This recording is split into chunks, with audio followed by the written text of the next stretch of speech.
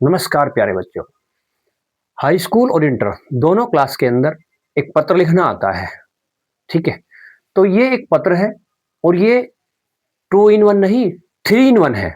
यानी अगर आपको एग्जाम के अंदर मोहल्ले में प्रदूषण हो रखा है जो बहुत खास है, इसके ऊपर पत्र लिखना आ गया, या फैली गंदगी के लिए आ गया, या फिर बिजली जैसी समस्याओं के लिए आ गया, नगर पालिका अध्यक्ष को लिखना आ गया, या फिर डीएम एसडीएम को, या फिर दैनिक पत्र के संपादक को, एडिटर को लिखना आ गया। ये इन सारे लेटर का, सारे पत्र का एक ही पत्र, एक ही टेक्निक है जो आपके सामने है। एक ही उसका आंसर है, बस आपने समझना है कि कैसे लिखना है। देखिए ध्यान से, मोहल्ले में प्रदूषण फैला हुआ है, गंदगी फैली हुई है, या बिजली जैसी समस्या है, नगर पालिका अध्यक्ष को लिखना है, या फिर जिला मजिस्ट्रेट को लिखना है, या फिर दैनिक पत्र के संपादक एडिटर को लिखना है।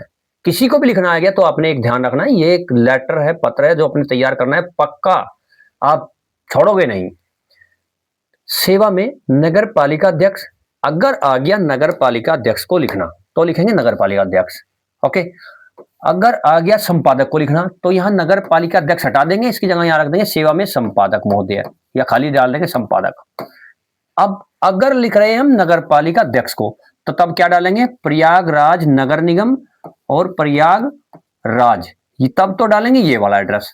अगर लिखना है हमें संपादक को तो तब डालेंगे ये जन, कोई भी एक उसका नाम डाल देंगे, दैनिक पत्र का, दैनिक अखबार वगैरह जो होता है, जनवाणी पत्र प्रयागराज। समझो ध्यान से, अगर उन्होंने कहा कि संपादक को लिखो तो आपने क्या लिखना है, सेवा में संपादक जनवाणी पत्र प्रयागराज। अगर उन्होंने कहा कि नगर पालिका अध्यक्ष को लिखिए, जो दोनों खास है, तो तब क्या लिखोगे, सेवा में नगर पालिका अध्यक्ष प्रयागराज नगर निगम प्रयागराज। तो तब आपने ये लिखना है। समझ में आया? बिल्कुल। अब उसके ऊपर, उसके बाद में अगर विषय, आपने विषय लिखना है, यहां पर हेडिंग डालनी है विषय, प्रदूषण, फैली गंदगी या बिजली समस्याओं के लिए। अगर आता है पर उन्होंने बोर्ड में दिया कि प्रदूषण के ऊपर लिखो तो आप लिखोगे प्रदूषण की समस्या के लिए। अगर उन्होंने कहा कि फैली गंदगी के लिए लिखे तो फैली गंदगी की समस्या के लिए। अगर उन्होंने दिया कि बिजली की समस्या के लिए लिखे तो आप लिखोगे, विषय में लिखोगे बिजली समस्या के लिए। समझ में आ गया? बिल्कुल एज इट इज आपने लिखना है। अब चलते हैं आपने कैसे लिखना है आगे।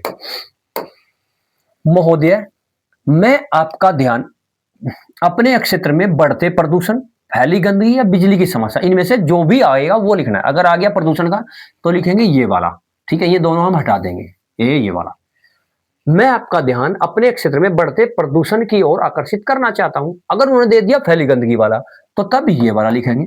मैं आपका ध्यान अपने क्षेत्र में बढ़ती फैली गंदगी, या आप ये दोनों हटा दो, मैं फैली गंदगी की ओर आकर्षित करना चाहता हूं। ठीक है, मैं आपका ध्यान अपने क्षेत्र में फैली गंदगी की ओर आकर्षित करना चाहता हूं। अगर उन्होंने दे दिया बिजली की समस्या तो ये भी छोड़ देंगे, तो तब लिखेंगे मैं आपका ध्यान अपने क्षेत्र में बिजली की समस्या की ओर आकर्षित करना चाहता हूं। मेरे क्षेत्र में जो बिजली की समस्या है उसकी ओर आकर्षित करना चाहता हूं। आगे सेम लिखना है, मैं प्रताप नगर क्षेत्र का निवासी हूं। पूरा प्रताप नगर बढ़ते प्रदूषण, फैली गंदगी या बिजली की समस्या से जूझ रहा है। यानी अगर बढ़ते प्रदूषण आया तो ये लगाएंगे, अगर फैला प्रदूषण का लेटर आ गया तो ये लगाएंगे, ये छोड़ देंगे।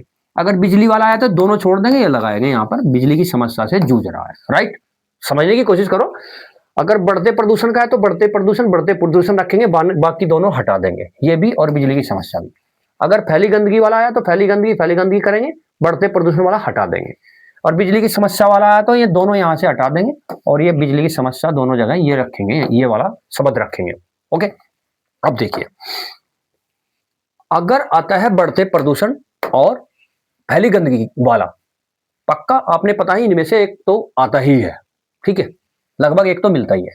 तो बढ़ते प्रदूषण, फैली गंदगी के कारण लोग बीमार पड़ रहे हैं। देखो आपने क्या करना है, ये तीन लाइन तो है पर बढ़ते प्रदूषण या फैली गंदगी के लिए, और ये वाली तीन लाइन है, दो लगभग 2-2.5 लाइन है बिजली वाली, बाकी नीचे सेम है, ऊपर भी सेम था।